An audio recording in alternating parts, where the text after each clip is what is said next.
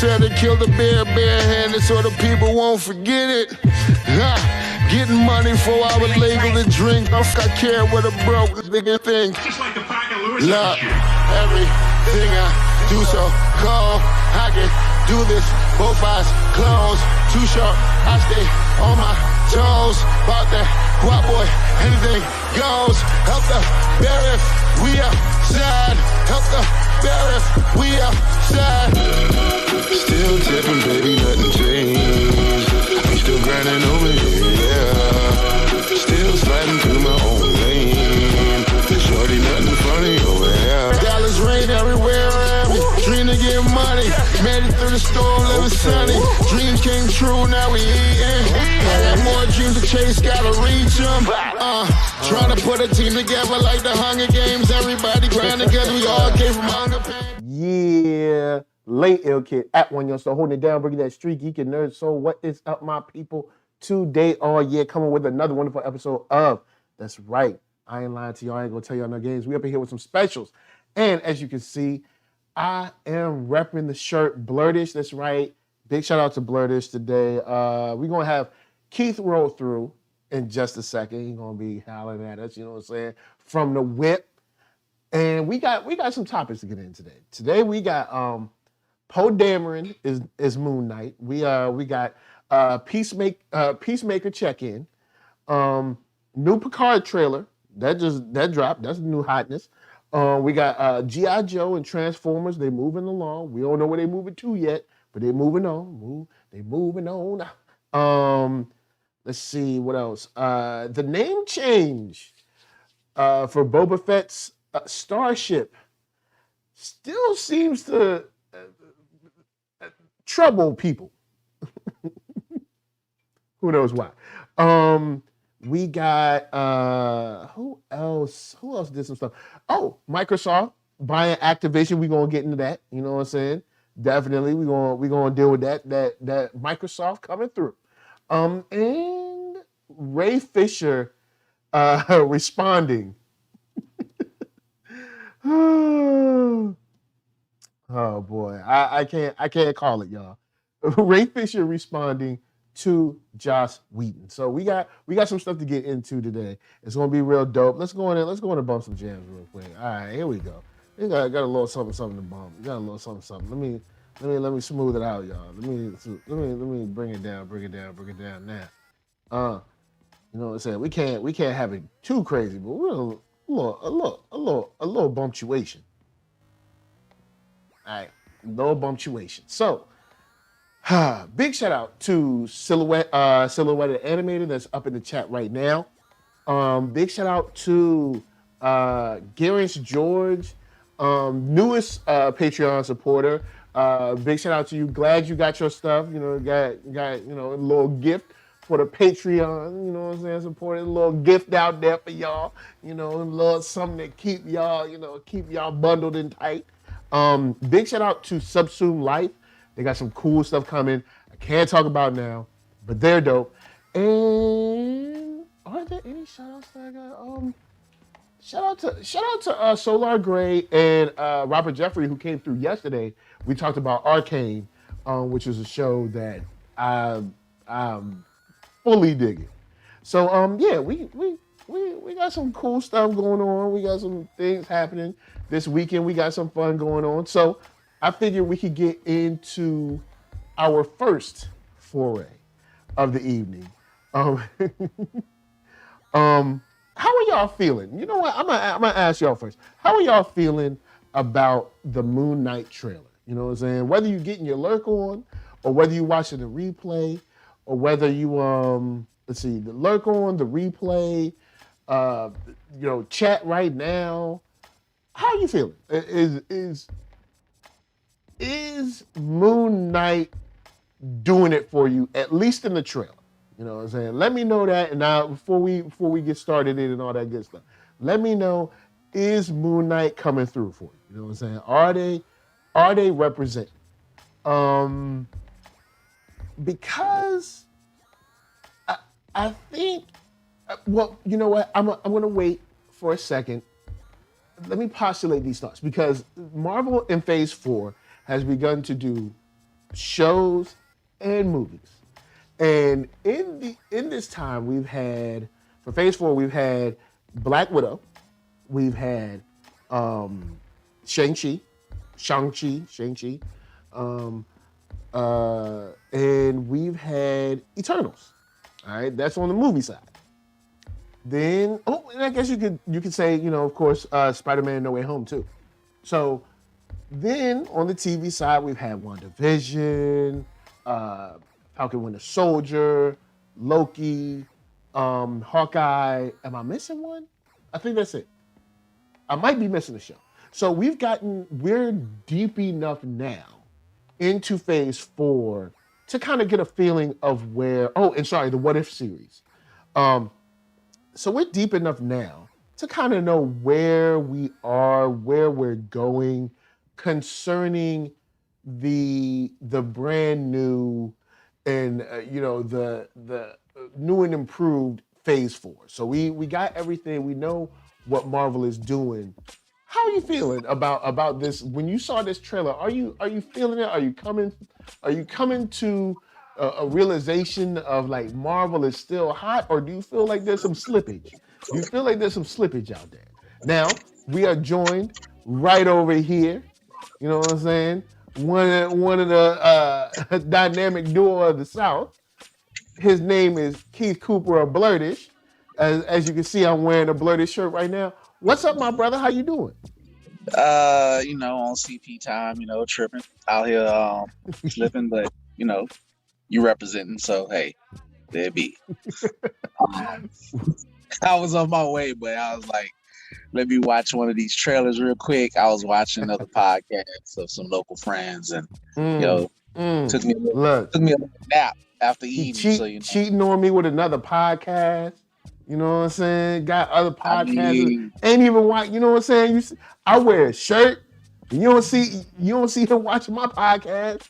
You know what I'm saying? bruh, If you tired of people, nah. I am podcast fluid. Oh man. So to SA in the chat, how are you feeling about the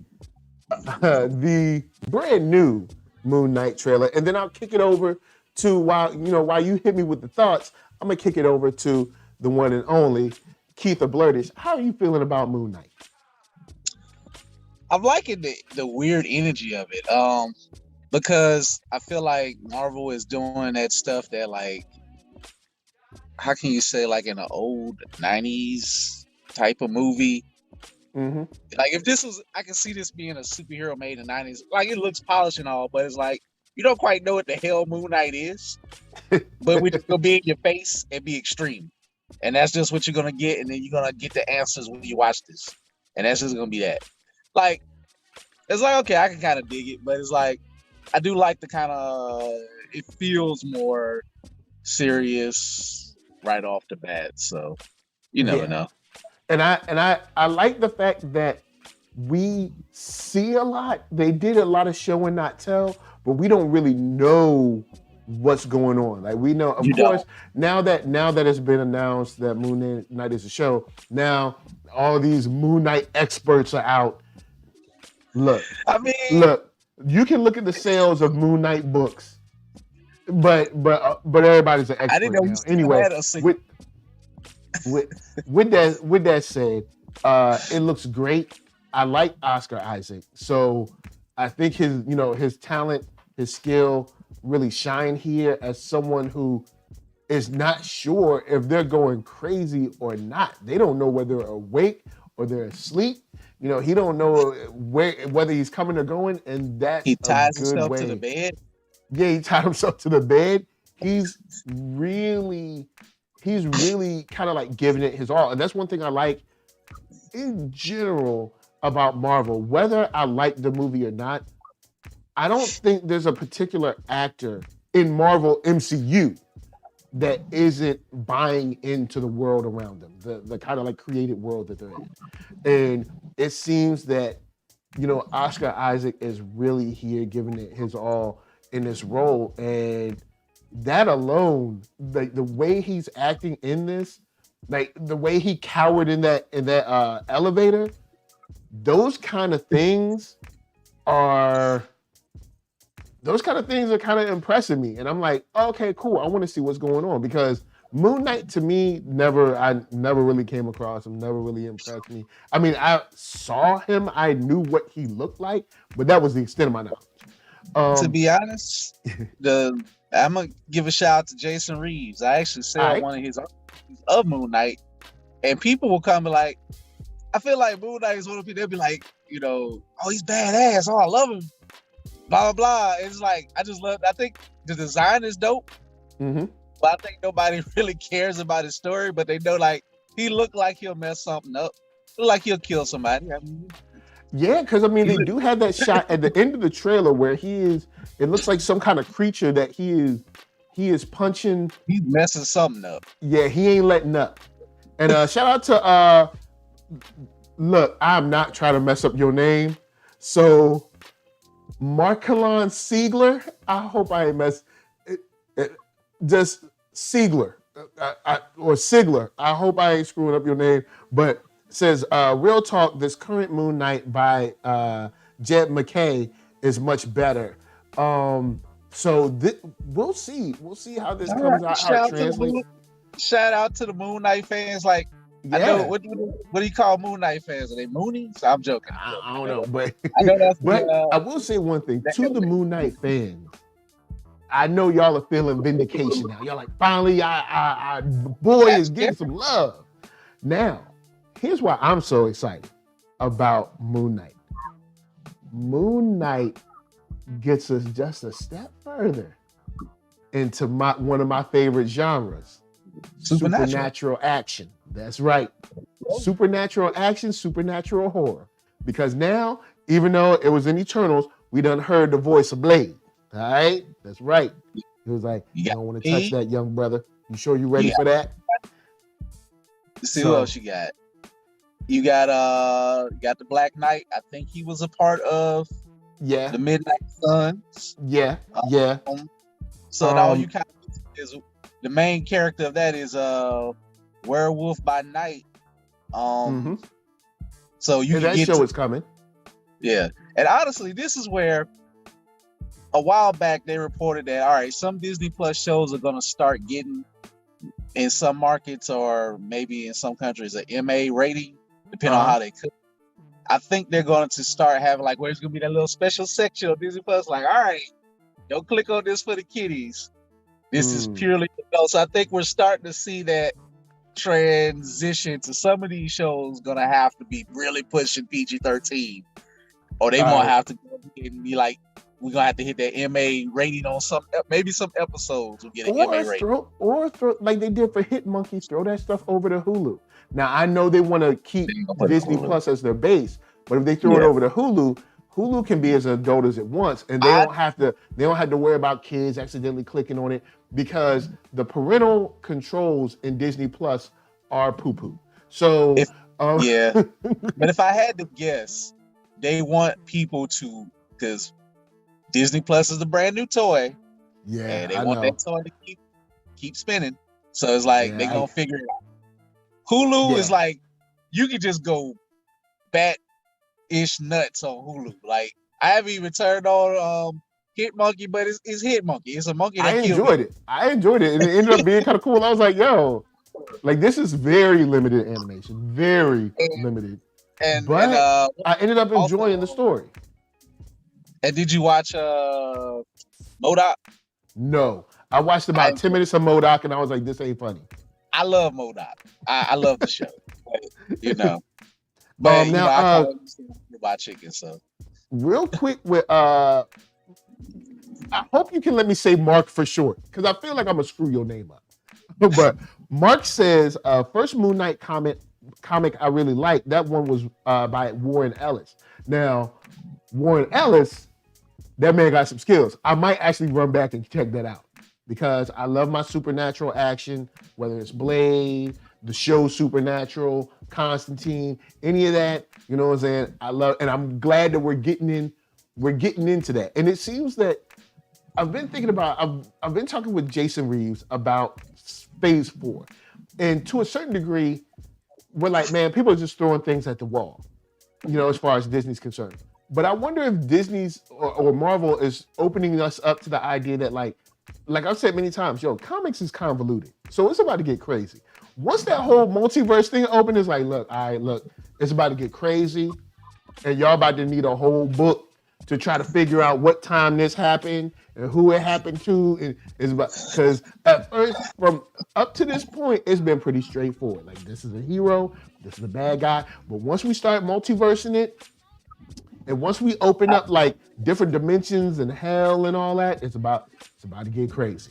And if they're doing what I think they're gonna do, which I think Screen Crush talked about a little bit, if they're using Moon Knight and kind of like the Black Knight and Blade to kind of open up this thing where, hey, we're recognizing that there's an uptick in supernatural occurrences due to Wanda over there messing with this book that's called The Dark Hold. All right, the book look evil. Bruh, it looks like don't mess with this book because it's out your level. Leave the book alone. If you touch it, you die. Like, if I saw that book and I knew that the evil lady was using it against me, I'm like, okay, this book needs to be like locked up, put in like a case of cement and at the bottom of the Marianas Trench. That's where it needs to be. But no. Quick rabbit hole, real quick. When back in the day when Spencer's Gifts used to look like a dark pit of hell, before it was all nice, friendly things. It was in your local mall. And I remember when I guess it was the Army of Darkness or the other Evil Dead movie. And they actually, the first time I saw the book, like they had a replica of the book. What is the name of the book in Evil Dead? just Book of the Dead, or Oh yeah, like Book of the Dead or something like that. But it had like the faces in the plastic on it. I was like, I like novelty, but I said, and I was a kid, y'all, so I wouldn't even supposed to probably be in there. I don't know why I was in there. I was like, I can touch the Necronomicon. That's what it was called. That's what it was called. Close enough. It's like, look, it's Book of the Dead. I ain't touched that. I don't care if it's a toy. That junk, it look real. It look like of Satan. Now, Mark said, I thought they did that with Hellstrom.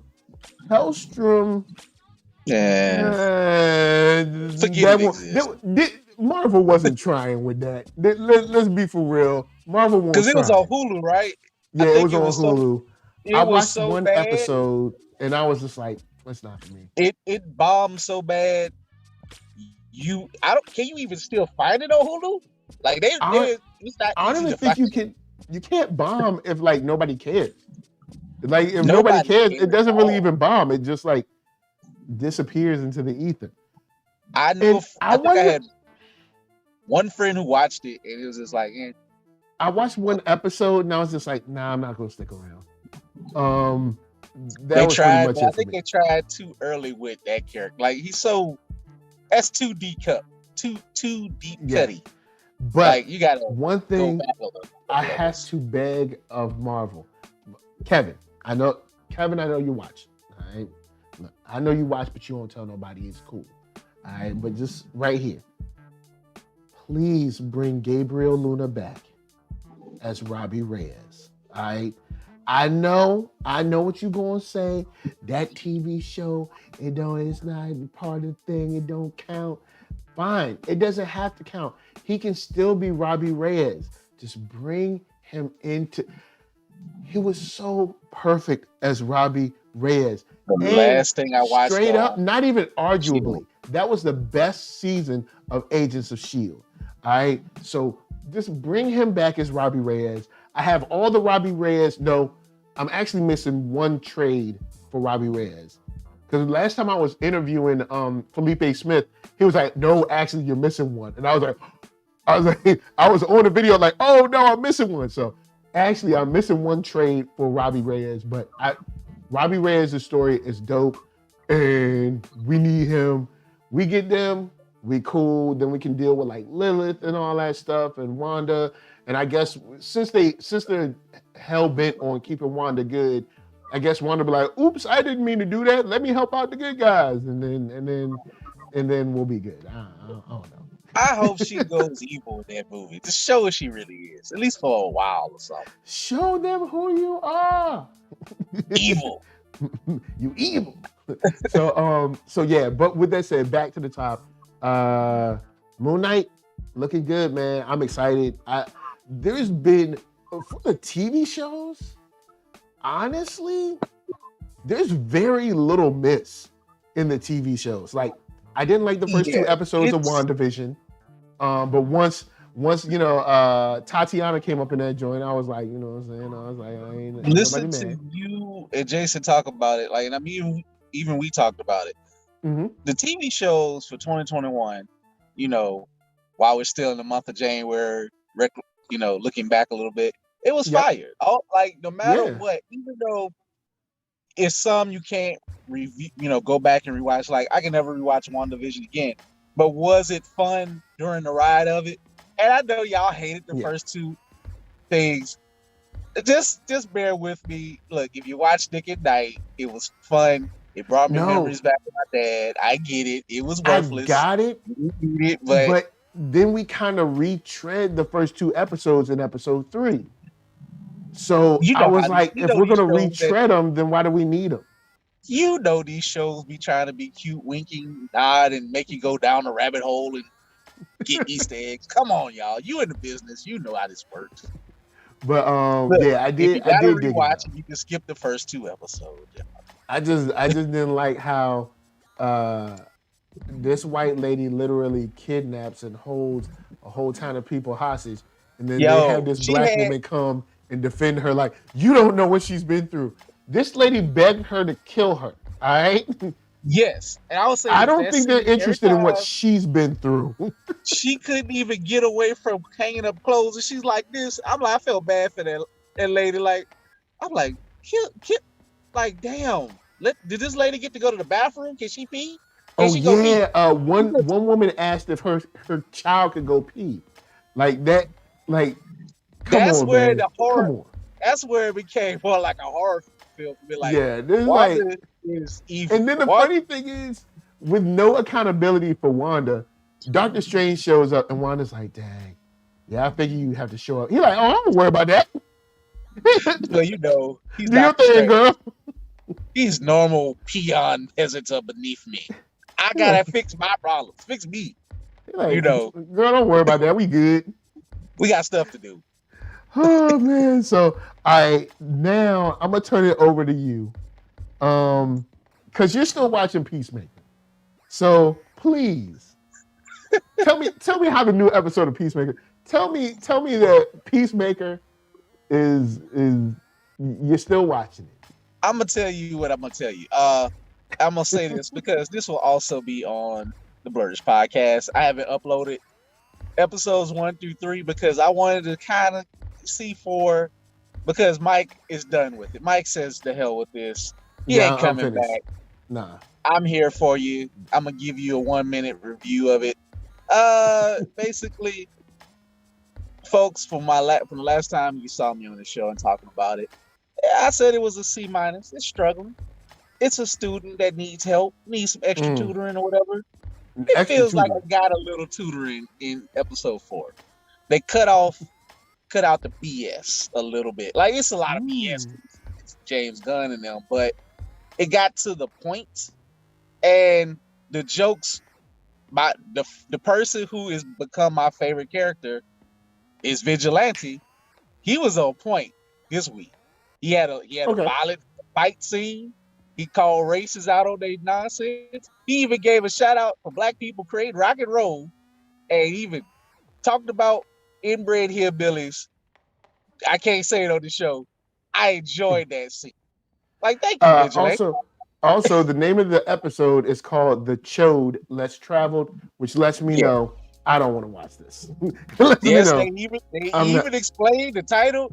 Like, the conversation even hit that, but it made sense. Like, all in all, I mean, I ain't really much to spoil it. Excuse me, spoilers. I'll say this, but you can spoil it. I mean, they got the show. It's not like it's in the theater. I'm saying it to the listeners, all that. Trying to be podcast etiquette per se, but this is my show. Just tell them what happened.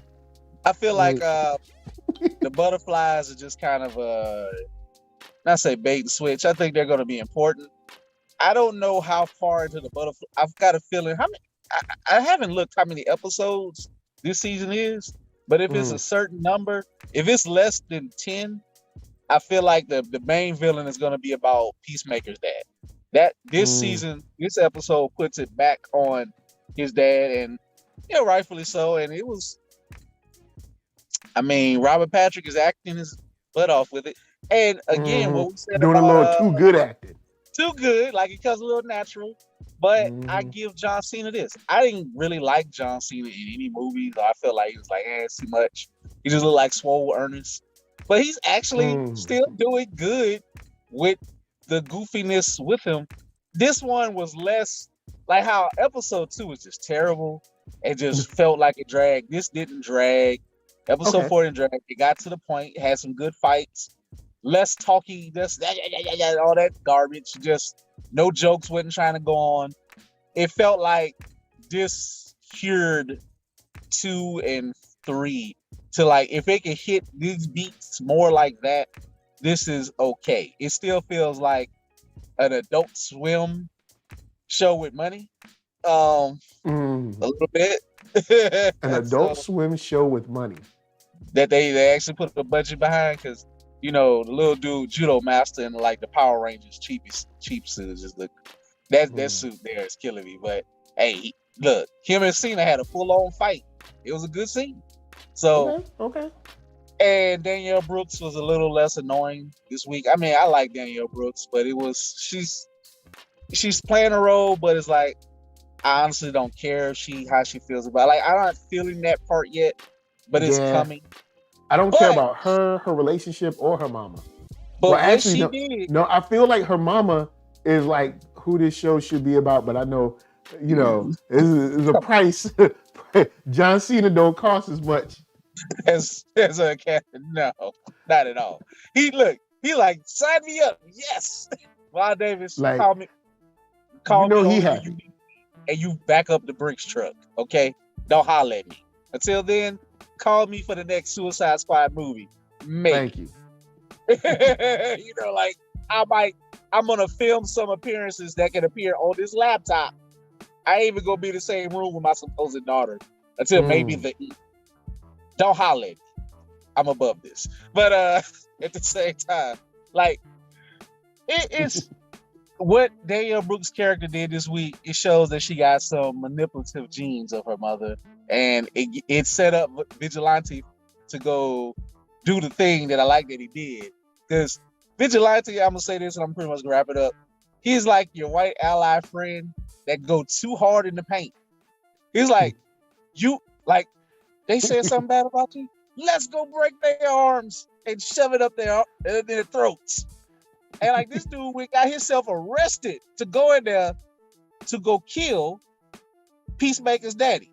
And Wick saw them sitting down at the table laughing. He like, ha, what up, fellas? With his little dirty kick. He looked like an evil Clark Kent. And he's like, glasses, he put the little dirty glasses down. He's like, he went it felt Watchmen almost like. He's like, oh yeah. And like he can fight. Okay. Like you think he gonna get washed? No, it wasn't a joke. He broke somebody. So he done taken some classes down at the Y. Oh, he's insane. He's insane. Like, he about to smoke. So okay. So if they stay in the violent lane like that, they need to hurry up and wrap up this casual racism.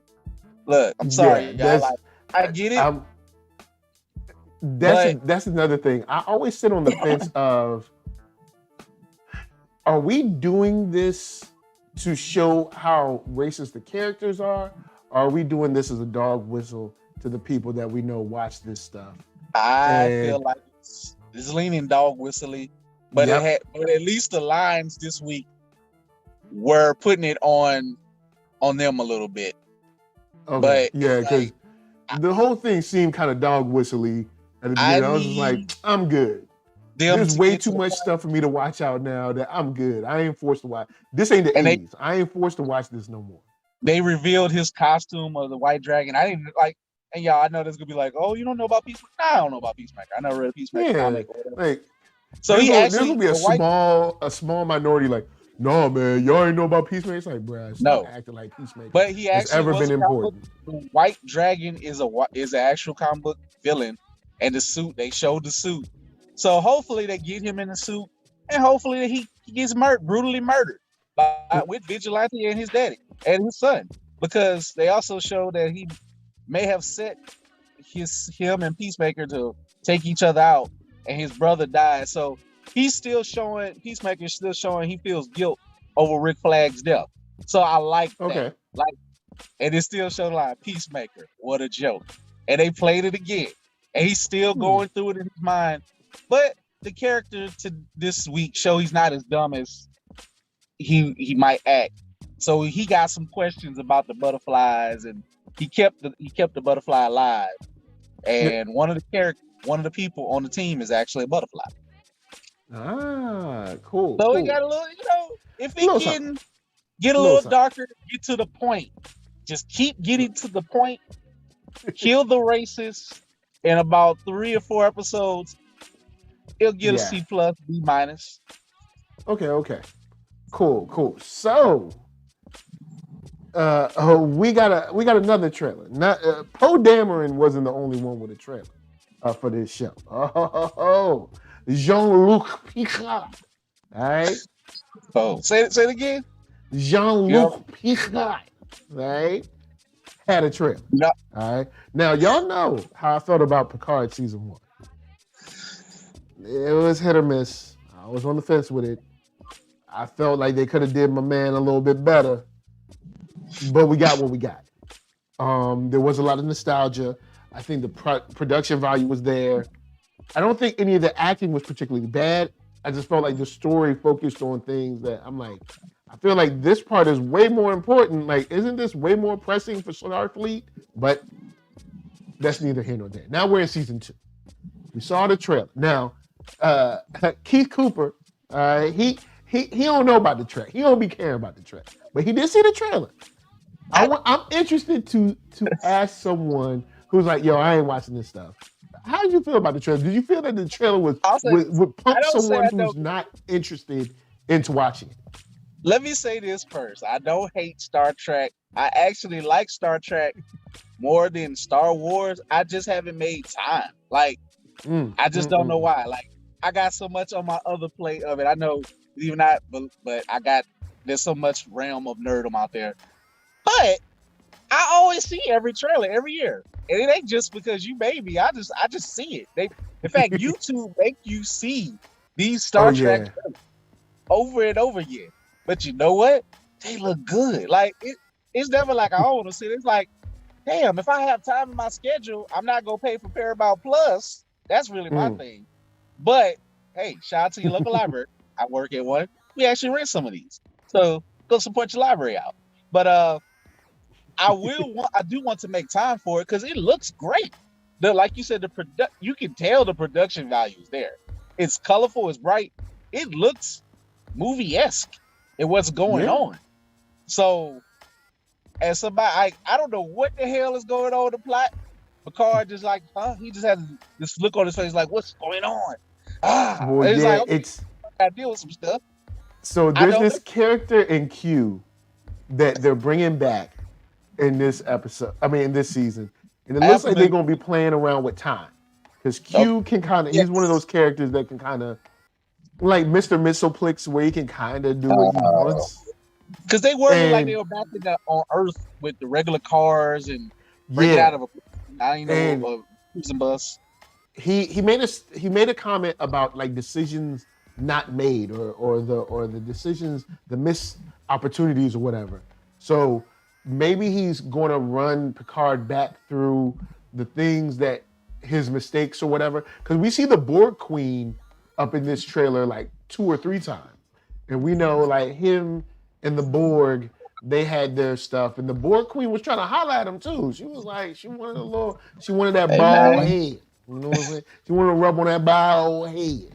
All right, she like the baldy all night long, all night. But so with Q, we also get Guinan, aka you know what I'm saying, Whoopi Goldberg in space. But we know from let's see, Garrett said Q chose to age 3 decades for this. Yeah, because it's like, why he don't look young no more? Like, shouldn't he look young? Because isn't he like essentially like a god or whatever his race is? But the good thing that Guinan being here is that you can see in Star Trek, in Next Generation, that whatever Q is scared of whatever Guinan is. Like they don't rock with each other like that. So, you know, her entry in this should be interesting to see how they play off one another once again. And maybe, because I'm not super sold on Picard yet. And Picard is really the only show that I'm not feeling Star Trek-wise on Paramount. Picard is still middle of the road for me, around a 5 or something. That's hard for you to say because I know you are a Trek-loving person. Picard is cool. Like the look of Picard is great, but in season 1, they focused so much on making sure that we got to see Riker again, that we got to see Data again, that we never really even focused on the fact that there are moles and plants in Starfleet. And you uncovered that, Picard, and like we just gonna forget that. Like that was just a loose thread that was just like, forget it, throw it out of here. But I'm willing to see where this goes. You know what I'm saying? I'm willing to see where it goes. Shouts to Garris George. Garris George, one of my newest Patreon supporters, said, "How come no new DS9 show?" That's right. Where is the one and only, the true ball-headed one? All right, Cisco. All right, where's Cisco at? Speaking of which, a local con that's coming up in April. I think they're gonna have Tim Ross as a guest on their con as well. So we get some black representation from Star Trek there. Okay, cool. So, all right, no doubt. So with that, like Geeky Andre says, as Picard went on, it got better. I don't know. I didn't hate Picard. I just felt like they were missing something. And then also kind of like just leaving a huge thread, just leaving it. I felt that was weird too. But I think at the same time, they were so focused on making sure that they showed us all of the next generation's nostalgia that they completely forgot that they opened up a huge thread with there being literal moles, and not like in the cadets. They had like very important people, like your CEO and your like VP of marketing is like a mole. It's a huge deal. Oh man. Geeky Andre said the Romulan spies and Federation need to be addressed. Thank you. I was like, this is a huge deal. Is anybody going to like talk about this? So Picard, so you're saying it's like if it was an NBA player, it got potential, but they need to go back in the gym and take some shots before it becomes it's out there looking like who old boy that was on Philly? Is he on Philly anymore? He was on. Does he play for Philly? Because I care so little about Philly. I don't know. Not Embiid. Yeah, Ben Simmons. It's like Ben Simmons. He's still stuck there. Yeah. Because nobody want Ben Simmons. Like nobody he want him. Hole. He can make a dime, but he is scared to take the shot because he can't shoot, but he don't want to shoot. Yeah, it's like he can shoot, but at the wrong times. No, he cannot shoot. No, he cannot shoot. I promise you. He said, "I promise you." So moving on, we got some. I guess I don't know if I'd say bad news, maybe not great news, but CBR reported today. Well, not only CBR. There's been a couple of outlets reporting that IDW will be losing G.I. Joe and Transformers at the end of the year, the license to make comics about them. And IDW Publishing is losing its rights to Hasbro's famous toys turned comic stars G.I. Joe and Transformers at the end of 2022. I assume that'll probably include Mask, and I think they have another comic. They losing Hasbro. They losing all that. Yeah, they're losing all the Hasbro stuff. So it says on the. It goes, IDW began publishing Transformers in 2005 after the closure of Dreamwave. Between 2005 and 2018, IDW published over 400 comics as part of one overarching Transformers continuity. And people seem to dig it, man. The art was on point, and there's a lot of cool writers that came through on it. The largest and longest running in the property's history. At present, the company continues to release regular installments in both rebooted Transformers series, which began in 2019, and Transformers Beast Wars, which launched in 2021. IDW will wrap both series by the summer of this year, giving way to two separate Transformers-centric miniseries events. So it'll be cool to see how they wrap this up, and also what they'll do for people like me that want, like, is there going to be like a three volume hardcover to just cover all of these? Well, maybe longer than that because it's 400 issues. But however many, someone like me to go in and get all the hardcovers and stuff, because there's some fire art and fire storylines up in there. Even though I only flowed in and out of the Transformer stuff. I got a question. All right. What, like, not to, make a joke of people I hope people ain't losing their jobs with this, but I feel like IDW about to be shut down because I only heard of IDW when I go into like bookstores, and I always go into the, I'm more of a Barnes and Noble bookstore type of guy than say a comic book shop guy. And I will always see like, what is IDW? And like, they have all this wonderful 80s stuff of your childhood. Transform, like damn, they really go into it. And of course, fast forward into the last 3 years, those Transformer cartoons, which were fire, were based on IDW books, right? Yeah, like Resolute, and there was another one. It was G.I. Joe Resolute, and then there was another one. I can't. The Transformer like Rise of Cybertron. That's an IDW created book, right? Or they lore that they reestablished in. Yeah, I think that's based on IDW stuff, because I believe Brandon Easton was working on the IDW books and then came over and then did the kind of like Rise of Cybertron kind of thing. So yeah, there's been extra media made on it. So I feel like I feel kind of bad for IDW because IDW was doing this so much. I thought they were a part of Hasbro. I like Hasbro. Yeah, like they definitely held that torch for Transformers. The only thing I can assume is maybe Hasbro's getting ready to be sold to something, or maybe Hasbro's getting ready to do some kind of other merger or something like that. I'll be honest with you. If I had to guess, shout out to Netflix, watch the toys they made us. Hasbro is one of those companies not everybody can get sold. Only a few big companies, they be buying up everything. We'll get to that later, but Hasbro is usually one of those companies that buy up other things. Now, maybe, do you think they're doing their own comic book line and they just like, all right, thank y'all for all this hard work. We taking it from here. Snatch this license back, our own people. I don't know. At least from the outside looking in, it seemed like such a great, relationship. So because maybe they're moving it to something else or another company. Because Marvel used to have the license way back in the day. That's where you got a lot of the good G.I. Joe stuff. And then IDW got it and they reprinted those things. So it could be simply, I guess, a deal just didn't work through. And I feel like IDW Transformers is to IDW similar to kind of like what Street Fighter was to Udon.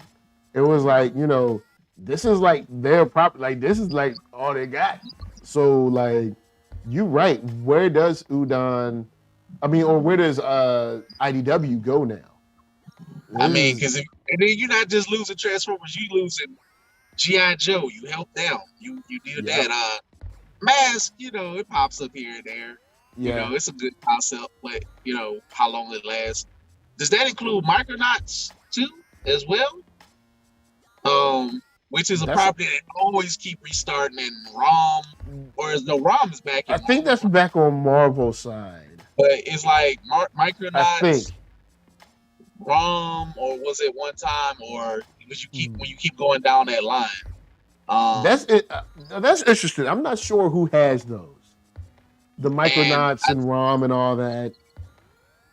And if anybody's even trying to do anything with them. Apparently somebody always trying to do something with Micronauts every 2 to 3 years, and it failed. Like, it's cursed. Like, they're trying their hardest, and it might just work out good as a collector's toy. They might need to get away from it. But I feel like Mask is that thing that you never hear nobody do nothing with. But I feel like they make a Mask movie, I feel like it's gonna be a hit for some reason. Just because the theme song was great. All right, word. And watch your it's starting to do the robot thing. Okay. Is this better? I don't know. All right, cool. Yeah, right. I got you. All right. I'll try not to move around so much. Shouts to Hitflix. Hitflix says the problem with Picard is the same problem I have with Discovery. Alex Kurtzman and Roberto Orsi, they are more miss than hit. Okay. All right, I feel you on that one. All right, now moving on. Oh boy, moving on. There's a ship name in Star Wars for Boba Fett's ship. It used to be called Slave One. All right, that's what it used to be called way back in the day. All right, that's what it was colloquially termed. Disney changed that name to Firespray. That's the name of the ship now. They changed that because of, the term Slave One, the view of slavery in Star Wars, also how that term kind of makes people feel, in the real, you know what I'm saying, dealing with the property. And it's a small change, not a huge deal, right? Even you'd be like, oh, okay, it's the name of the ship, whatever. You know what I'm saying? It's not like this is the Millennium Falcon. But there was outrage when they changed it, back when they first changed it, and now there's outrage again, I guess, because in the new episode, he says Firespray in the new episode. And people are mad about it again. Now, the funny thing is, the people that are mad about the ship name are saying that it's not a big deal. But if it's not a big deal, then why are you mad that the name changed in the first place? Like, just let the name change. I don't see why. It's weird to hold on so strong to something being called slave or a slave. It's just like Disney was like, hey, we're not going to promote the slave Leia thing a whole lot no more. We're kind of going like let that kind of like smooth out and just go. You know what I'm saying? It's we get that it's like a sexy costume, but it's not a good look. You know what I'm saying? When it's not a good look when she was a slave to Jabba, and the things it was forced. It's not a good look. You know what I'm saying? So with me, on the surface, I'm not torn about it. I'm like, cool, go ahead, change the name. It's fine because I'm not super. I've never held on to the name because I always thought it was weird that it was named Slave One even when I was younger. But if you're gonna change the name, cool. I'm not mad at it. But it does seem weird that there's a certain type of person that's like really hardcore about keeping it like, nah, it's gonna be Slave One forever. It's like, dude, man, just like let it go. It's gonna be all right. I'm just gonna jump in right here. Those are the same people who we say hardcore. They like to say the hard R. They be wanting to say the hard R. They probably hardcore about certain statues staying up and keeping names. And true. But yet they probably hardcore about, oh, we don't want this in our schools being taught to our kids. I'm pretty sure it's the same person who takes his Imperial March when he's cosplaying a little too serious. Yeah, and like, so Geeky Andre said, I'm still calling it Slave One. And it's like, for me, I don't know. I don't feel that much allegiance to the name. And technically, I don't know. I just don't see that much. Maybe I'm tripping. Maybe there's a whole bunch of lore with Boba Fett, like, this is my ship's name and it means so much to me or something. I guess I'm just not super tied to the name. Does it mean something in the books or comics or something? Somebody let us know. Or if you just you can't deal with change a little bit, because this is one of them changes where I don't care either which way. Yeah, I'm not mad either way, really. Like, I always thought it was weird. The people who are so mad about it, though. Yeah. Because what are their reasons? We gotta keep it as slave. So Gareth, to the person below who made the comments. I can't see the comments, but Geeky Andre, like, you're saying that you, but you're probably not one of those people that we're. You know the type of person we're talking about. So Gareth George says the name of the ship was never a factor. The cool factor was the look of the ship and Boba's armor. Why trip on the name? Geeky Andre says I'm still calling it Slave One because I've been hearing it called that all my life. Some Star Wars fans are a little too possessive. Coming from Garrett's George. So now, Geeky Andre, I see where you're coming from, but there is an argument from people saying like, hey, a term like that, you know what I'm saying, it affects us a certain way. Because I'll be the first to say, Pluto is a planet. It's gonna be a planet. All right. Whenever you ask me, Pluto a planet. All right. You ain't gonna take Pluto down for me. I'm gonna hold my flag up for Pluto. Pluto, we down. Pluto, we been down since I was in kindergarten. All right. Wait a minute, can we say dwarf? I don't know. But yeah, but that's in the name, dwarf planet. So it's like they done put you at the end of the line. All right, Pluto, they put you all the way at the end of the line, and now they want to take your status. And I ain't gonna let them do that to you. Speaking of which, I just, one of my favorite YouTubers, Keats did it or something. He has the whole if the planets for people series. I love it. And how they treat Pluto is so funny, man. Man, respect Pluto. All right, because Pluto has been holding down the whole solar system all this time.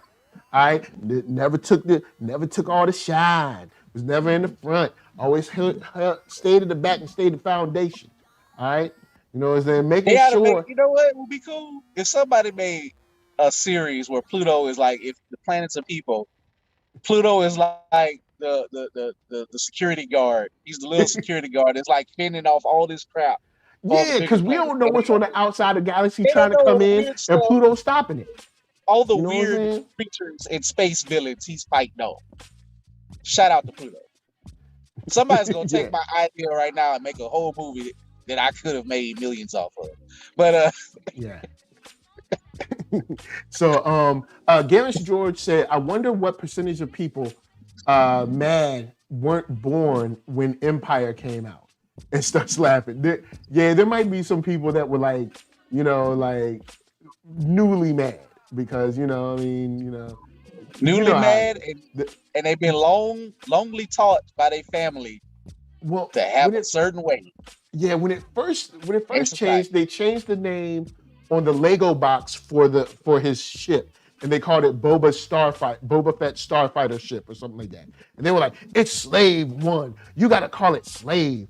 And I'm not going to buy it unless it's Slave. I was like, yo, Lego is not tripping on your one little monies. All right? Trust me, Lego is an empire, B.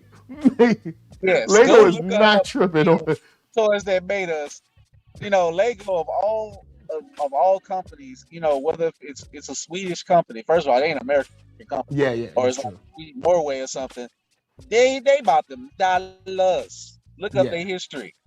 Yeah, and it's like okay, cool. It might have been called Slave 1 back in 70 or 80, but guess what? We got some more information. It's new information now.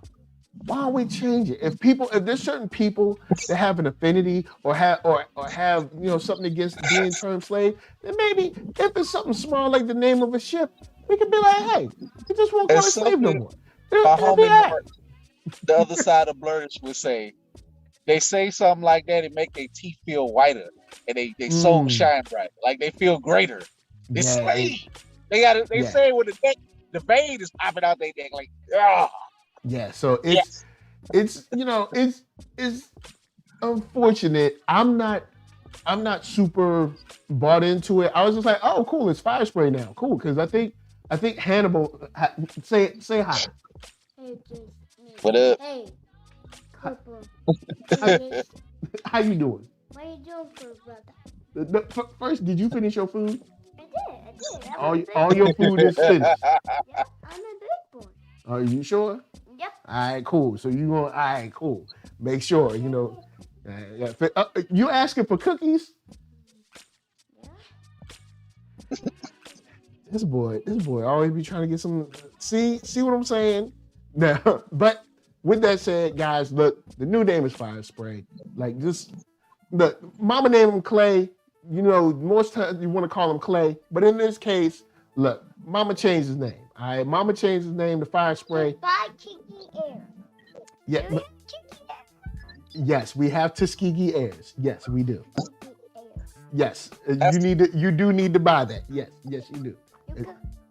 Oh, And while we plugging, hey, Firespray I got on issues 1 through 4 on the website, Firespray. www.blerdish.com. Yes, but if you don't like the floppies, just buy volume 1 from them because I don't like all the floppies. I can't have them all. Do you like Venom? No, I don't like Venom. Anyway, he gonna go get his cookie. All right, so with that said, we're gonna move on. So apparently there's a cookie shortage in the home. All right, someone may have to get in the car because there's a cookie shortage in the house. But Firespray is the name. Let's call it Firespray, y'all. Well, I mean, we know who's going to be hardcore about not being Firespray, but just let it be Firespray, y'all. I mean, they call it's Firespray now. You know what I'm saying? This is why Star Trek is sometimes a lot cooler than Star Wars. Yeah, like Star Trek. Star Trek has its issues, but for the most part, it's like it, because they still killed a black man in like the first 2 minutes of Picard, but we ain't gonna go there.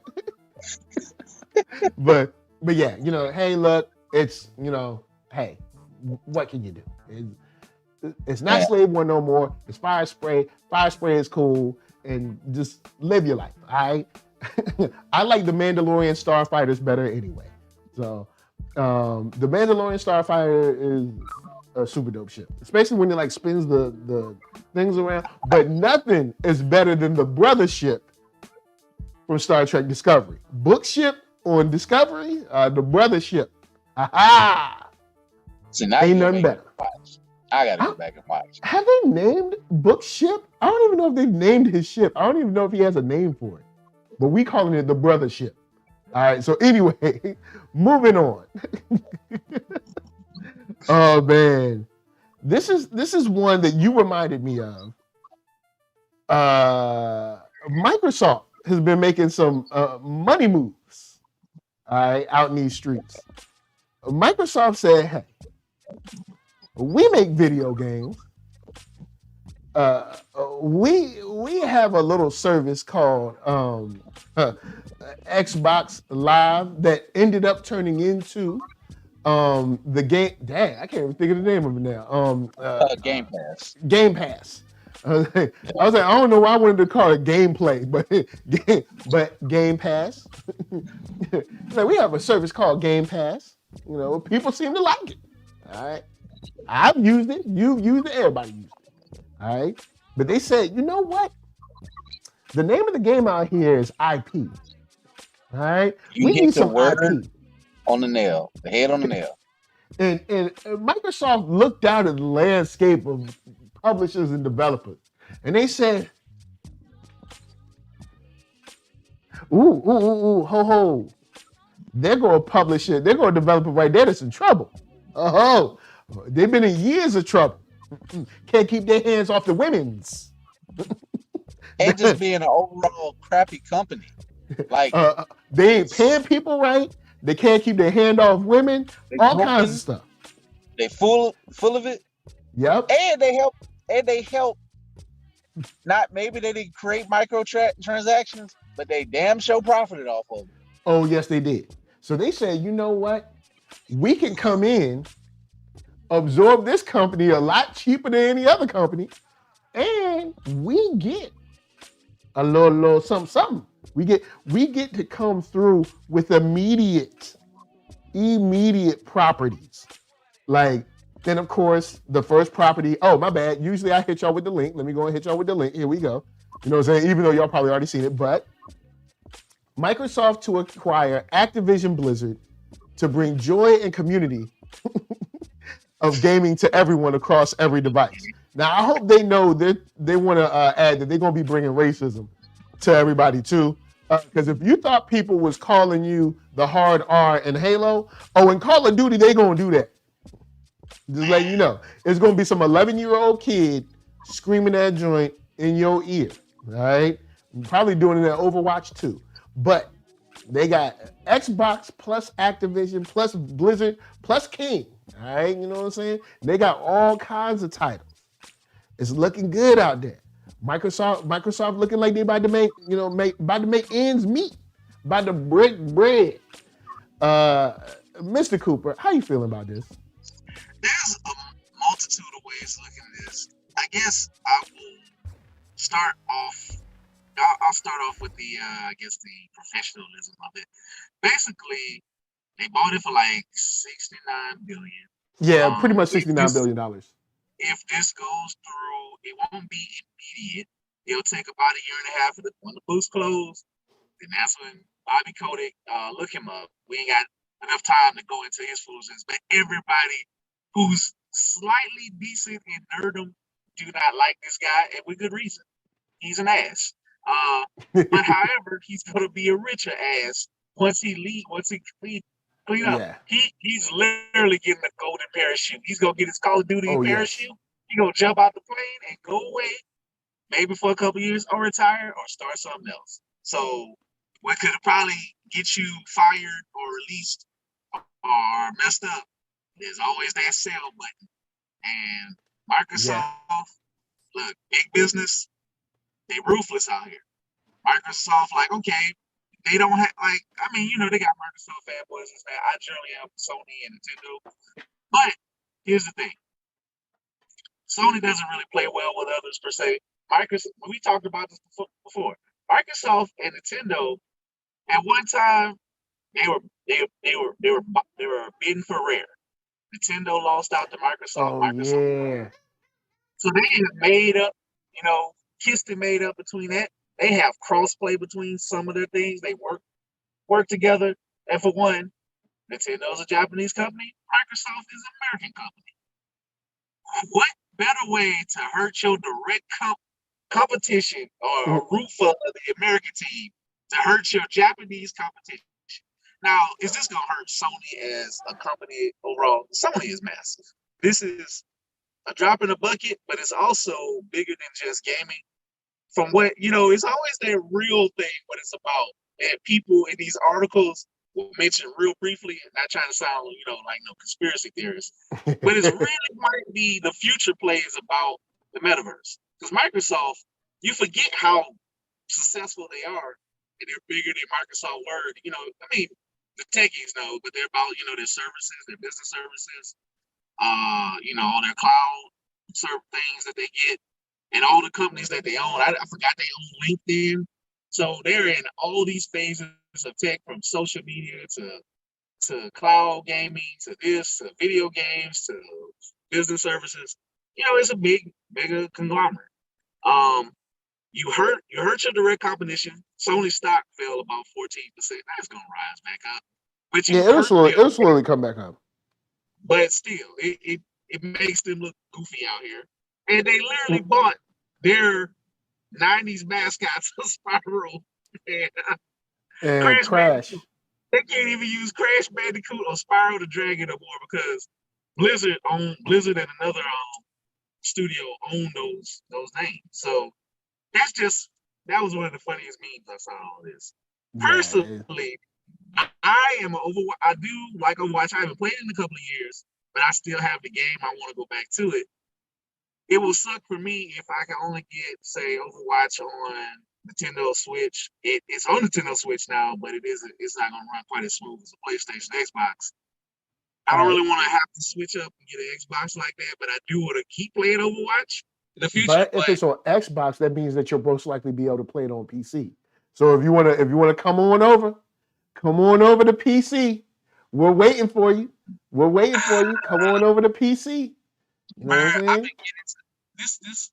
It's like the console wars all over again. It's like I'm kind of set. Like I got my PlayStation 4. I wanted to get a 5 eventually.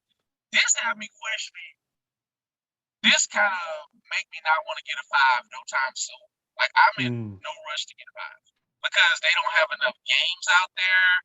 I don't know what they're doing. There's not enough production. It's not easy to get. And then about, say, 2 or 3 years, I don't play Call of Duty because Call of Duty has got to the point where you got to get all the stuff on day one, and you just can't play it for fun and enjoy it. Overwatch, you ain't got to really buy guns and all this stuff. You just got to learn how to get good. Yeah, Call of Duty has kind of become... It's kind of elitist type of thing.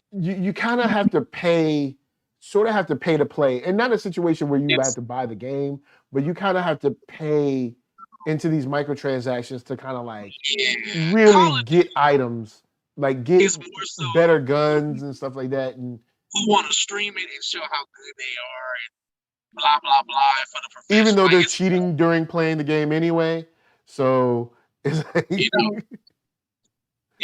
tried to play. Well, it was years ago. I actually tried to play a Call of Duty game on Wii. That's how the last time I played it. And it was cool, but everybody had the guard dogs that immediately kill you or the knife that touch you. You just did. It's like, well, why am I playing this game? Like, this is torture.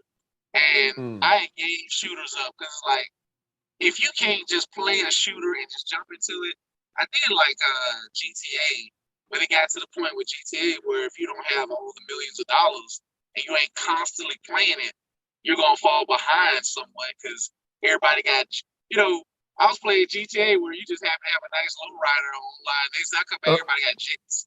Not a low rider though. I mean, I'm out here just chilling. I'm out here get murdered. Just turn the game on. All right, now hold up, because you're doing the you got the robot here. Do go log out, bounce, and come back and see if that'll do the hour thing, and then guys, we gonna keep right. We gonna be here. Don't worry about it. Now,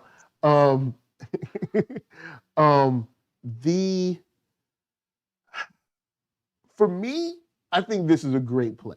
I know there might be some people that are like, hey, Microsoft ruins everything. They, things aren't good when Microsoft owns stuff. And I guess you could say, there's some ups and downs. And, there could be examples to say, hey, like Microsoft made a wrong turn here or there. But I think in the very least, this ends up in a large way, in a huge way. Not even kind of not revitalizing, but injecting a lot of energy into Game Pass. Like, I think that's what this ends up doing, is just injecting. I mean, even if you just want to say from a catalog standpoint, like, this brings a lot more value to your like $14.99 a month or whatever. Yeah. Clever little Vixen. Oh, go ahead. You hear me? Yeah, it's better. Okay. So we get. All right, cool. Zoom hates me after after a certain time. Like at an hour, Zoom start hating on him. But Clever Little Vixen, unfortunately, yes, we did talk about Picard, but this on the replay we'll have the chapters up and everything you can go through. But yeah, we actually hit Picard like a couple of topics ago. But Game Pass, I do have on the I got it on the free right now. You know what I'm saying? But because I don't get to game as much, even though I will be gaming on Sunday, because we'll be talking about G4, Frost, and all this. Because me and the homie Open Mind, we got a different perspective on all this. I've watched from the mountains. And I have a different perspective that I don't think a lot of people see.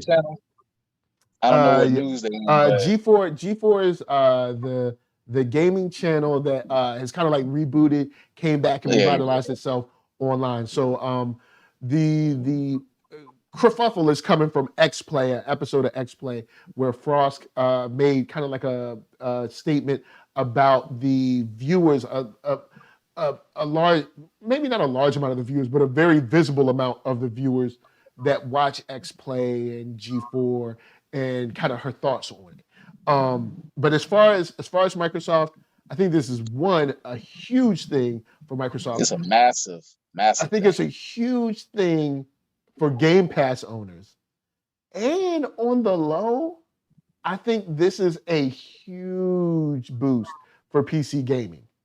I think this is a huge boost, because PC gaming, sometimes y'all be forgetting us. You know what I'm saying? Y'all be forgetting us sometimes. Sony definitely be when y'all be beta testing stuff, y'all be leaving us out. You know what I'm saying? Y'all be adding us in your beta tests. I didn't get to. Okay. get a chance to test Dungeon Fighter. I ain't get a chance to beta test. That was only for the PlayStation folks. You know what I'm saying? So sometimes we get left out. Guilty Gear Strive did not beta test for the PC. But with that said, PC players, y'all be acting up. Y'all be messing it up for us. You know what I'm saying? This is the thing, though. No matter who wins in this, Nintendo wins in this. It's just amazing that no matter what happens, because like I said before, they have their own cult and culture, and they know who, and look who they working with, and look who it hurts. And now people are starting to throw out some room. I know people joking about Disney, but more than one person floated like, what if Disney want to get, they always want to get in games. Disney have always, their own gaming departments have always come and gone. For some reason, they never keep them. They always like, all right, we have a gaming division. Now we don't have. Yeah, because they took Star Wars away from EA, right? I think yes. And who has Star Wars now? I think it's just Disney. I think it's just Disney, but they don't do a lot of games. But I don't know unless it's just what's the LucasArts? Unless LucasArts is just under, which is under Disney. Yeah, I don't know. But Disney keep messing around with things, whatever. Somebody was like, what if Disney bought Nintendo? Technically, they went over the valuations over some companies. Let's just say if billions are just like, play money to these people, Sega is worth 4, Nintendo is worth 61. Yeah, because I forgot, if you buy Nintendo, do you also get Sega or no? Because Sega, you don't get Sega. Because Sega is in this weird relationship with Nintendo where... This is what Sega is. Sega, they don't make consoles, but they have all their publishing in their own license. Oh, so okay. See, I thought they're like No Limit Records, who let Interscope do the distribution. So P on that, they like, all right, you got the platform, here you go. You got the delivery. But who's to say? True. And because having that under your wing would be crazy. That would really change the game. But people also saying don't expect, Sony may not make a giant splash in retaliation, but they might start gobbling up more of these smaller companies and go IP diving themselves again. Because they kind of might have to now. Because you lose, because the reason why losing Call of Duty and anything that has microtransactions is important. Services is the key word. Yep. They would make royalties on those services and microtransactions. So if Microsoft, once their contract runs out for like a couple of games, they can just say, all right, this is Xbox exclusive. We're going to get all this revenue, and we're not. And honestly, and people are like, oh, they might still do this. Folks, nobody spends $70 billion to allow their competition to make money. I promise you. It's some things unless they're doing something where they're going to charge them some crazy licensing fee behind the scenes that we don't know about. They're going to make it hard for them, where they might just barely make a profit, but we're going to get enough off of it. Yeah. So, and I can see Sony just be like, you know what? I hate y'all guts. I ain't giving you no money. Let's find something else until they have to do it. Because rich companies do not just bend and break that easy to somebody else's will until you break them down. True. So Nintendo and Bobby Kotick win. Bobby gets to avoid possible jail time. He gets billions of dollars or whatever the hell was. He might still see that jail time. We'll see. But I guess the question is, how do these lawsuits, now that if Activision when it dissolves, how does that affect the active lawsuits? If they're not he still did it. Like him committing the crime doesn't mean, like say if I work somewhere, I work at XYZ company and I commit a crime and they're like, oh, well, that company went out of business, so the crime don't exist no more. No, you still did this. I guess I wonder if you still have to face the man.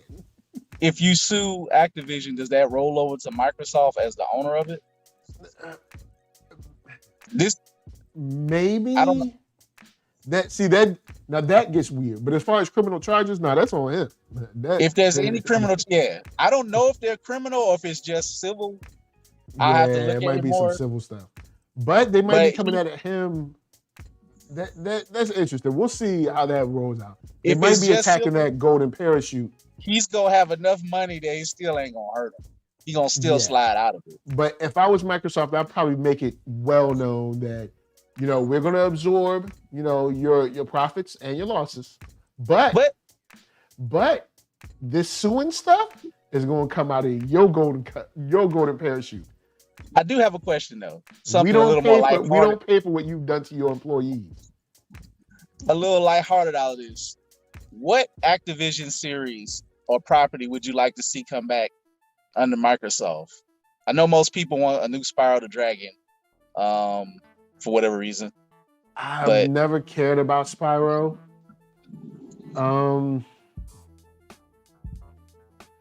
I don't know. Maybe not come back. Maybe just revisit the hits. Like go back to the old stuff and play the old stuff for fun. What would I want to? I would like to see. I'm gonna throw one out there. I would like to see them bring back Pitfall. Remember how they brought back Pitfall in the mid '90s to this like massive adventure? It was hard as hell. It looked beautiful for what they did with a 16-bit system. I say revisit Pitfall again. Pitfall, you know what? I'm actually down with that one. I'm down with that. And you could position Pitfall as your Uncharted type of hit. Yeah, you're right. You could position Pitfall as your Uncharted. Yeah, that's it. Look, thank you. Hire me, Activision. Hire me, Microsoft. See, hire him. You know what he's doing. Let's make a black Candy Crush. Let's get some black characters on mobile games too for King. Thank you. Instead of King, you'll be Kane. Kane mobile games. All right, moving on. Last but not least, on the docket, I just wanted to make sure that we got a chance to air out the grievances or get any of y'all input on Ray Fisher clapping back on Joss Whedon. Because Joss Whedon came out, dude, who's like, he broke the silence. And what was it? Was it Hollywood Reporter that was trying to act all important? They were like, oh, Joss Whedon breaks his silence. Huge article.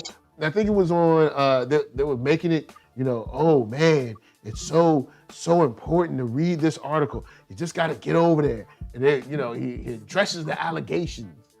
And he goes, when he talks about Ray Fisher, he said something to the extent of him being a bad actor in more than one sense.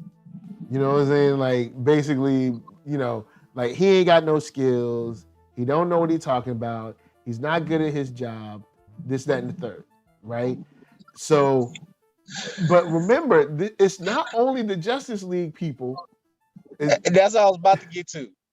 This idiot. I'm sorry. I'm just gonna say it. Nah, go ahead. This pompous, egotistical idiot got the nerve to circle this brother, and whether Ray Fisher is good or not is irrelevant.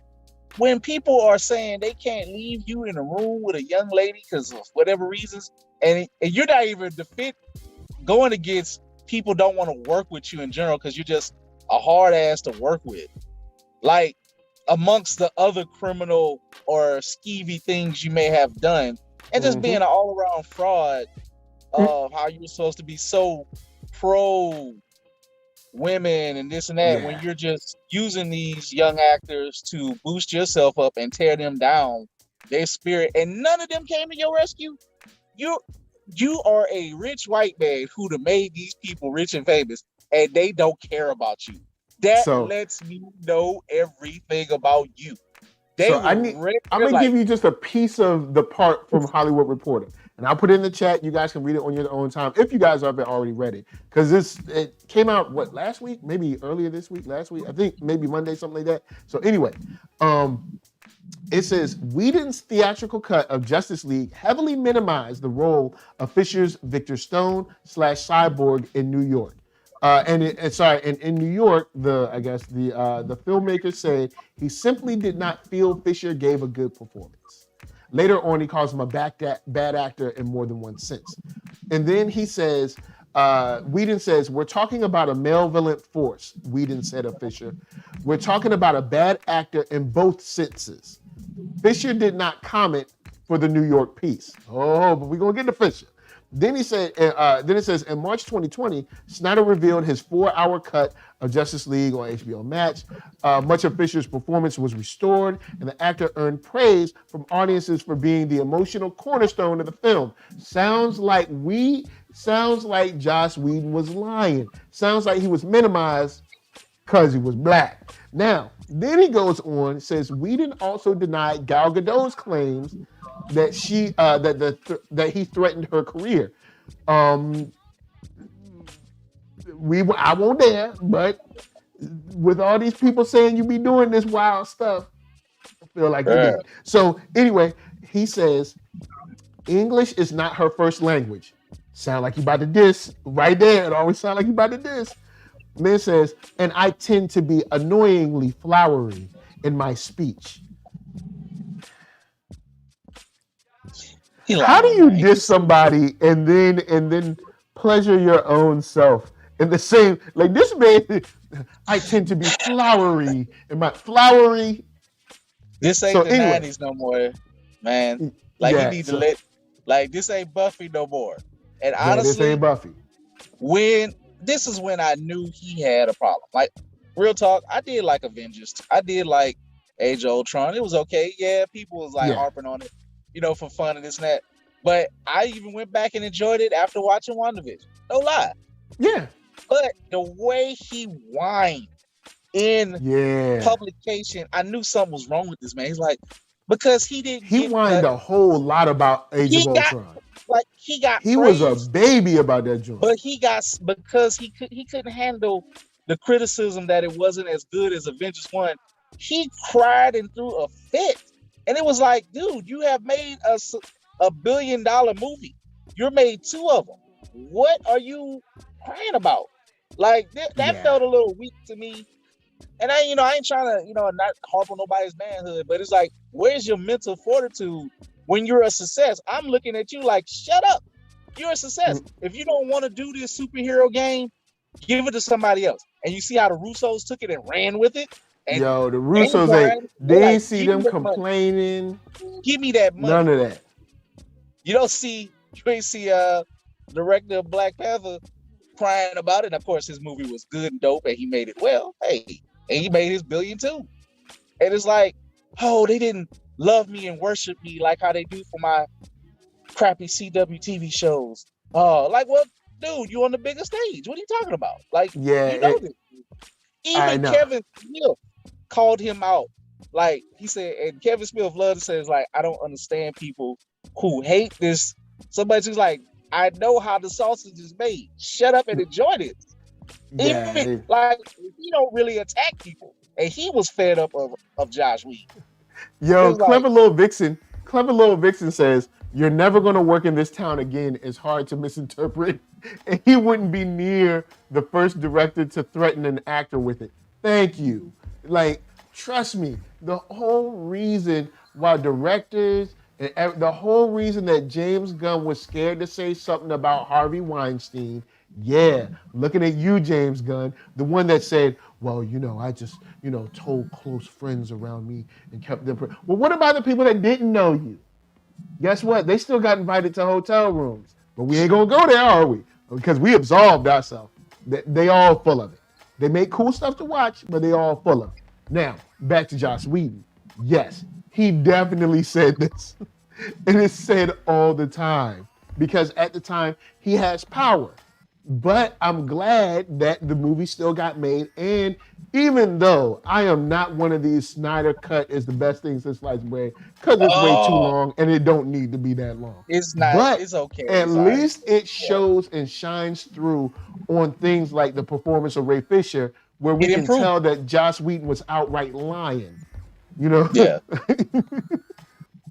So Ray Fisher was like, all right, cool. On the 17th, he says, looks like Joss Whedon got to direct an Endgame after all. Rather than address all the lies and buffoonery today, I will be celebrating the work and legacy of Reverend Dr. Martin Luther King Jr., tomorrow the work continues. That was on the 17th. Now on the 18th, homie goes, before I get started today, I want to thank you all for lifting and supporting everyone that has been negatively affected by Joss Whedon. I was not the first to speak out about him, but I hope to be one of the last that has to.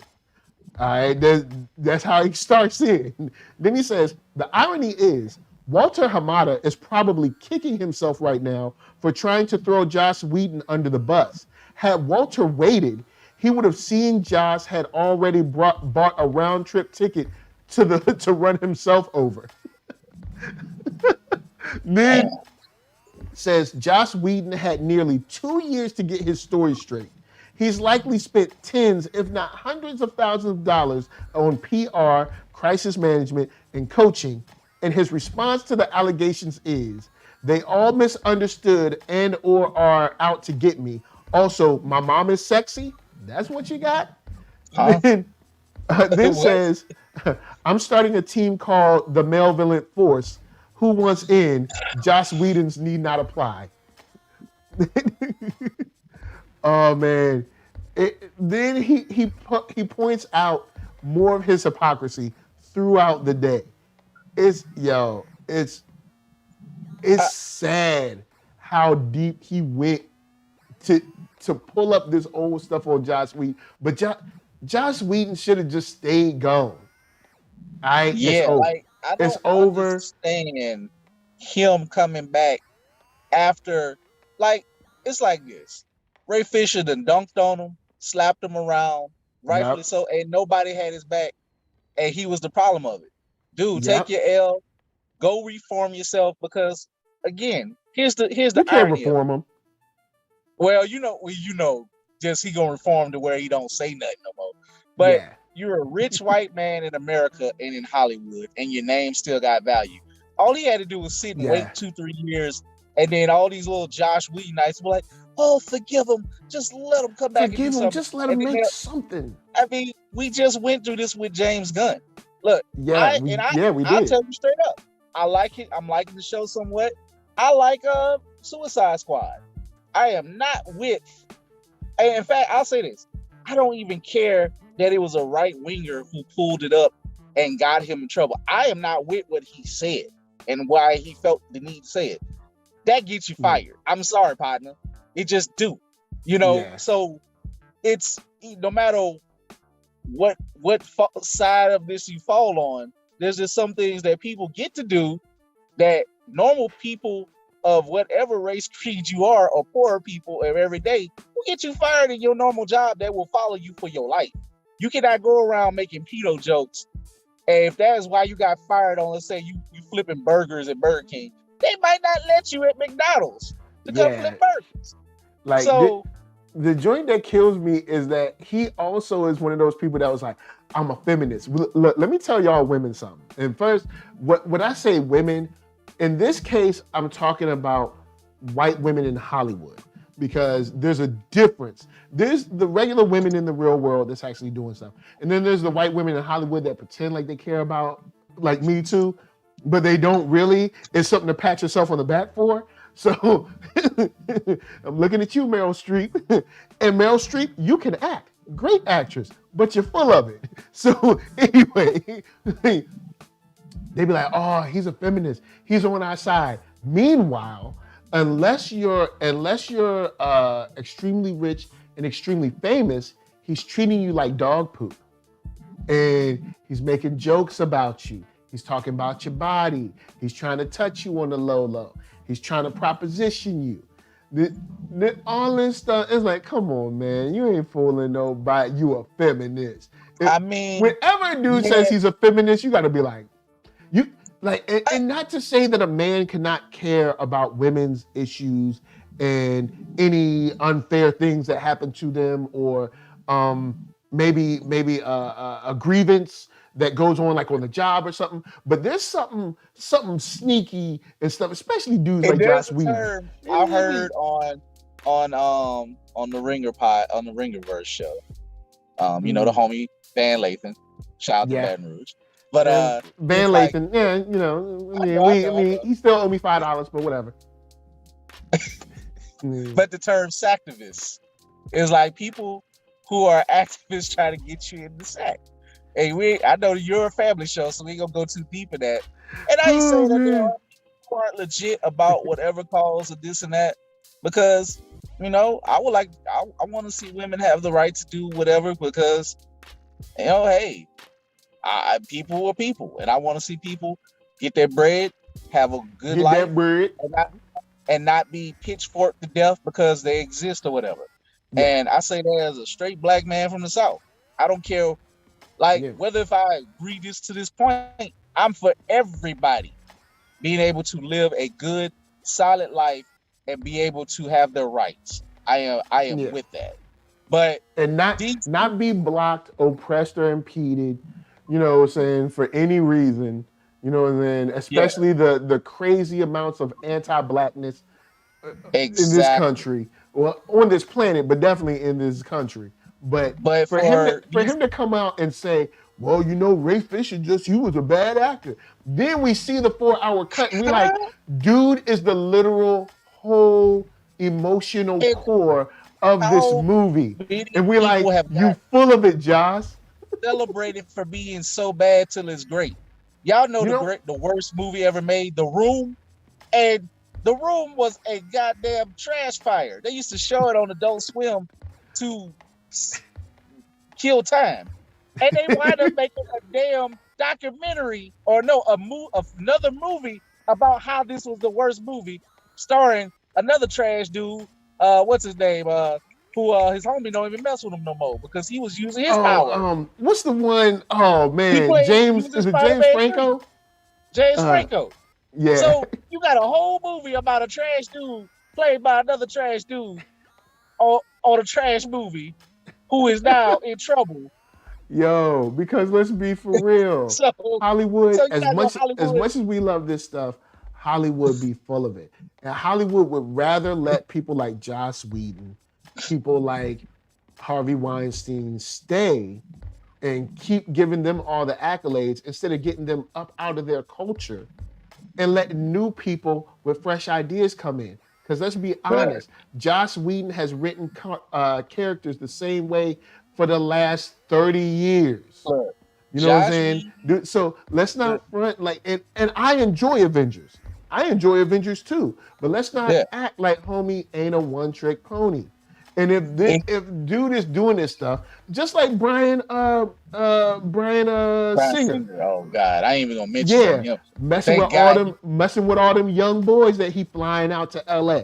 Oh, but y'all kept letting him make X-Men movies, which he ruined. But meanwhile, Bill Cosby. But y'all ain't ready for that. Y'all ain't ready for that. Y'all ain't ready for that. You know what I'm saying? I'm just saying y'all ain't ready for that. But now we all ready. All I'm saying is Harvey Weinstein, standing ovation from all of the Oscars. But y'all ain't ready. I'm just saying y'all ain't ready. And also, we have actual hard proof on Harvey Weinstein's side. Cosby was looking a little shaky. I'm just saying. Read the document. Read the court documents. Don't read what some trash rag sold you. Read the court documents, and then you'll be like, it looks like we're missing something between Harvey, Julie Chen's husband, all them dudes, and then somehow Cosby over here. So, it's missing. There's something over here that's happening. That's not happening over here. Like, careers are still going. Nobody's burning anything. Nobody's getting butt naked and running in front of cameras. Nothing's happening over here. But then over here, it seems, but y'all ain't ready for that. I'm gonna just leave that alone. We're gonna stay on Joss Whedon. You know what I'm saying? That's all we just go back to that. Because y'all ain't ready.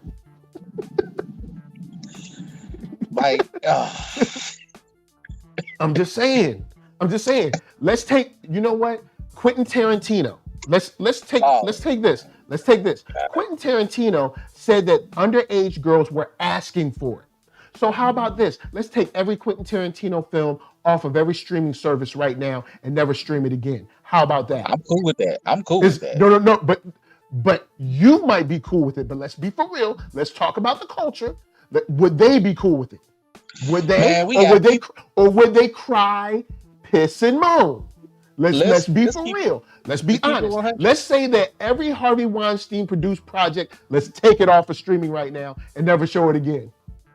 Y'all ready? You're gonna have people. But meanwhile, we want to talk about let's get Cosby Show and let's get a different world. Let's get it up out of here.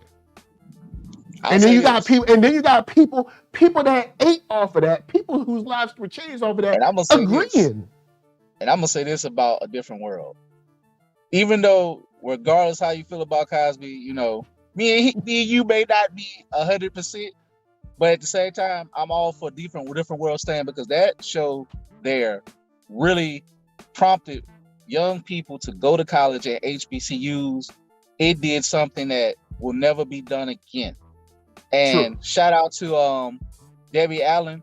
She kind of really saved the show, because season 2, y'all know when season 2 kicked in, that's when that show improved greatly. That's when the show became the show that we all know of. Yeah, that we know what it is today. So yeah, there's there's a lot of different things in this. Tyler Bennett said he gonna report this stream for defamation. Yo, I'm just saying. Shout out to Tyler. But, I'm just saying they would have let the man out of. They would have let the man out of jail if he just said he did it. Dude maintained his innocence. If this is all he said, she said, then why he said can't be equal to what she said, and we still be up in the air, don't know who did what.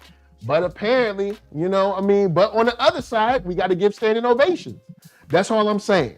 I want to know what game we playing. That's all I'm saying, Josh. That's all I'm saying, Hollywood. What game we playing? Which one we playing? What we doing? That's all I'm saying, Hollywood. So with Ray Fisher, right? He like, man, this dude full of it. You're like, man, please, dude wrote his own end game.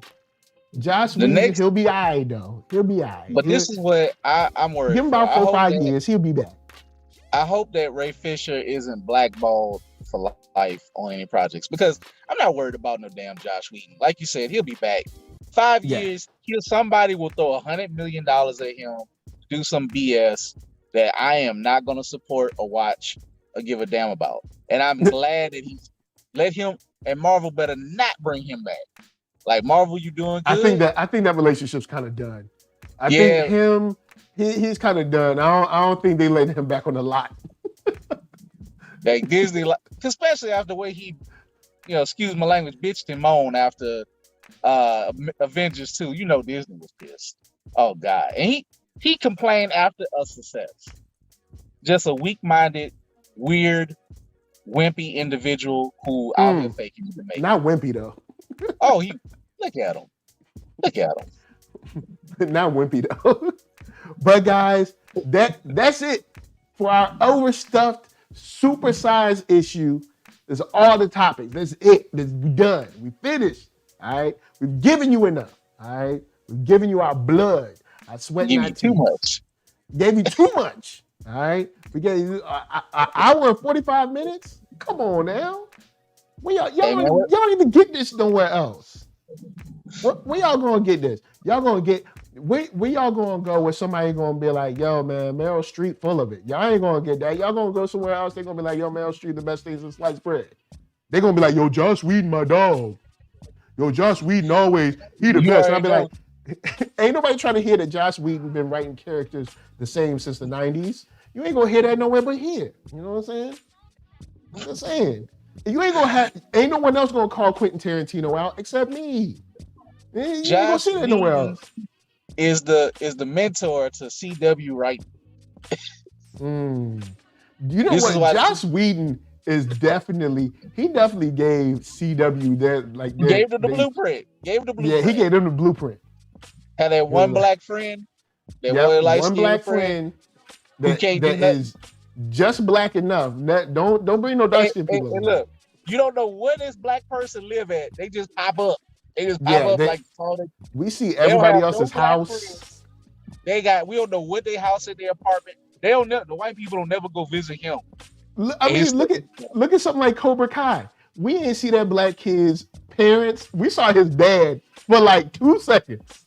We ain't never see his mama. He's more worried about saving the country than his sons, wherever his mission is at. He like, all right, son, you be real. I think your mama there. Check the oven. Might be something in there. You better eat a hot pocket. In there.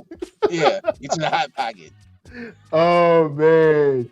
Yo, but yeah, it's like Jenna James said, LOL, I don't know. After the way Ray did Josh, I don't think no white directors are going to want to deal with Fisher. Maybe black, but I doubt white. Yo, that goes to show something right there. Because if you ain't doing nothing wrong, you ain't got nothing to be worried about. I want somebody. That's what happens. That lets you know that this is endemic in the culture of Hollywood. Because I wouldn't have a problem working with Ray Fisher. Why? Because I'm not trying to proposition women. I'm not trying to screw people over. I'm not yelling and screaming at people. I'm not throwing things at folks on set. I'm not doing those things. So I can hire Ray Fisher all I want. When you're doing dirt, then you gotta be like, well, he's a problem. No, he's not a problem. You're a problem. Will not hold this against him. I want to see him on a movie, a Netflix show, something coming soon. Or he will. I really need to see it. He will. The good thing now is that there's so many outlets now that it's harder. Yeah. It's harder to like block someone these days. And it's a lot of it's more work out there, I guess. Yeah, it's you got Paramount, HBO Max, Cinemax, Netflix, Amazon Prime. You got Hulu, Disney, even for voice Sony. Work, you got NBC Universal. There's tons HBO. of stuff. And Warner Brothers. Then you got, of course, BBC. They're doing shows overseas. There's tons. You know what I'm saying? It's harder to block someone these days. Give him some voice work. Just do something. I want to, you know after this, like, I do want to see, like, and I'm not, he has a right to grind that ass forever, but I do know that after a while, the way people's minds gonna work, he's gonna have to come out with something. He's gonna have to say something different down the line, or depending on what's going on. Like he's gonna. Ray hasn't stuck on the Josh thing. Josh came out with an article on his own. Ray been moved on, lived his life. Josh is an idiot. Josh is stupid. But I'm glad that Ray is someone who ain't scared to say what it is. You know what I'm saying? He's just like, look, this is what you did. You did it. I'm not going soft shoe for you. You did this. The end. And you roasted him up and then he went to bed. Well, I guess he went to bed. I don't know what he did. But with that said, where can people find you? Man, this is a lot of topics today. Find me at www.BLERD-ISH.com. Just like the man to the next to me is wearing right there. www.blerdish.com. Podcasts, merch, different things, books. Just like we mentioned, of course, I have Tuskegee Airs, and I also have issue 6 of Harry Timothy Demon Slayer.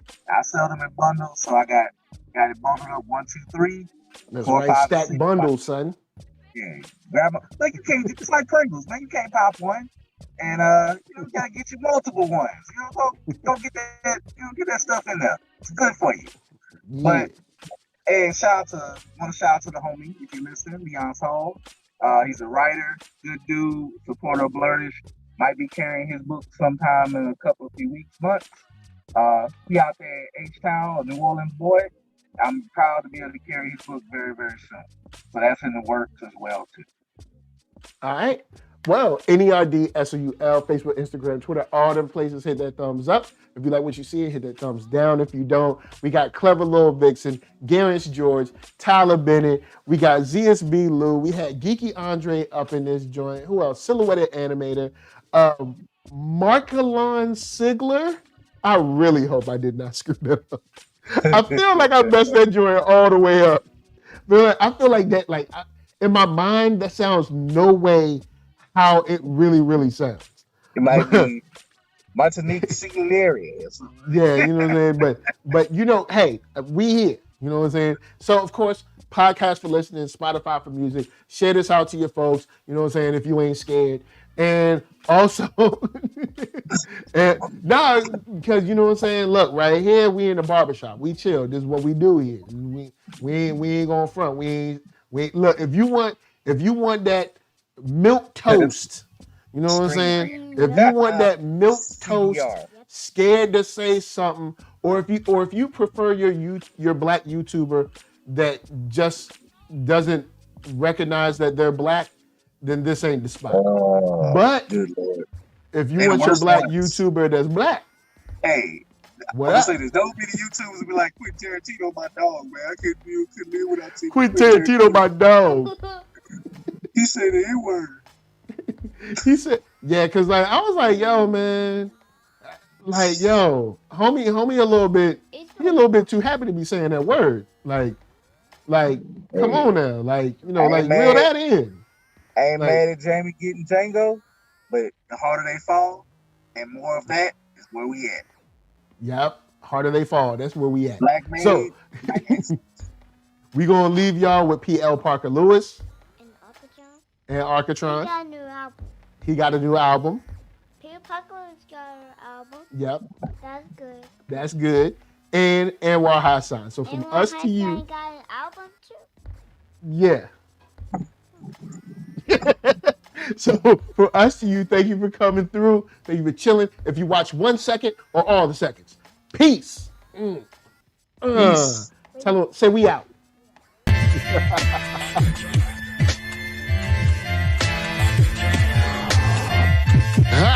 I'm the man, yes sir, that killed a bear barehanded so the people won't forget it. Getting money for our legal to drink. I care what a broke nigga think. Just like the Parker Lewis. Look, everything I do so cold. I can do this, both eyes closed. Too short, I stay on my toes. About that guap boy, anything goes. Help the bear if we outside. Help the bear if we outside. Still tipping, baby, nothing changed. I'm still grinding over here, yeah. Still sliding through my own lane. Shorty, nothing funny over here. Dallas rain everywhere around me. Dream to get money. Made it through the storm, living sunny.